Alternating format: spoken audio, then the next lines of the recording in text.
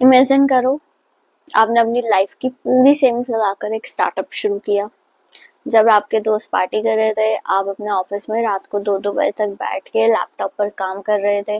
2 साल तक लॉसेस ही लॉसेस, कभी सैलरी की टेंशन, कभी फंडिंग की टेंशन, और फाइनली 2 साल के बाद आपका स्टार्टअप ग्रो करता है, वो प्रॉफिट कमाना शुरू कर देता है। आप बड़े खुश कि फाइनली मेरे को इनकम आना शुरू किया। लेकिन क्या होता है, यहाँ पे एंट्री होती है इनकम टैक्स डिपार्टमेंट की, और वो क्या बोलता है, भाई प्रॉफिट कमाया तो टैक्स तो देना पड़ेगा।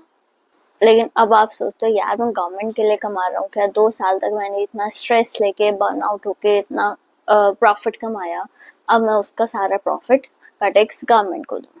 लेकिन मैं कहूँ कि गवर्नमेंट आपको ही 3 साल तक इस टैक्स का बेनिफिट दे देगा, 3 साल तक आपसे कोई टैक्स ही नहीं लेगा, तो क्या होगा?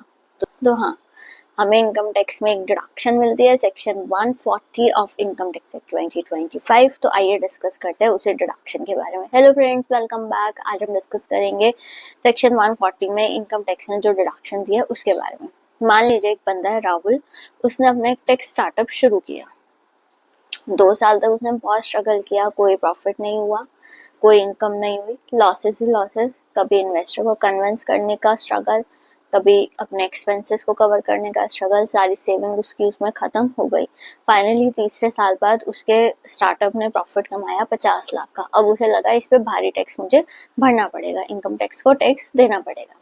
आता है मेरे पास और मैं उसे बताती हूँ सेक्शन 140 के बारे में।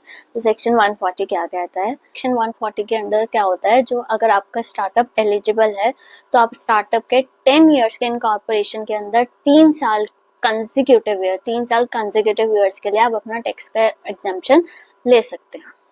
अब इसमें कौन कौन एलिजिबल है? इसमें एलिजिबिलिटी के लिए सबसे पहले तो जो आपका स्टार्टअप है, या तो वो कंपनी इनकॉर्पोरेट होना चाहिए या आपका एलएलपी इनकॉर्पोरेशन होना चाहिए। और इसमें क्या होगा, आपका जो नया स्टार्टअप है वो पुराने किसी स्टार्टअप को स्प्लिट करके नया स्टार्टअप नहीं बनना चाहिए, वो बिल्कुल नया होना चाहिए। DPIIT या प्रेस्क्राइब सर्टिफिकेशन होना चाहिए। टर्नओवर 100 करोड़ से ज्यादा नहीं होना चाहिए। इनोवेशन या स्केलेबल बिजनेस मॉडल पर काम करता हो। तो राहुल को मैंने ये बेनिफिट बताया, उसने इस बेनिफिट का यूज किया और उसका अपना टैक्स एग्जम्पशन बचा लिया, उसने अपना टैक्स बचा लिया और इसी पैसों को उसने अपने स्टार्टअप में री इन्वेस्ट कर दिया।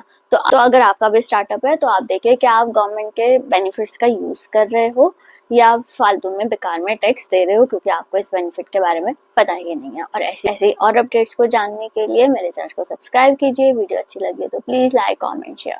Thank you.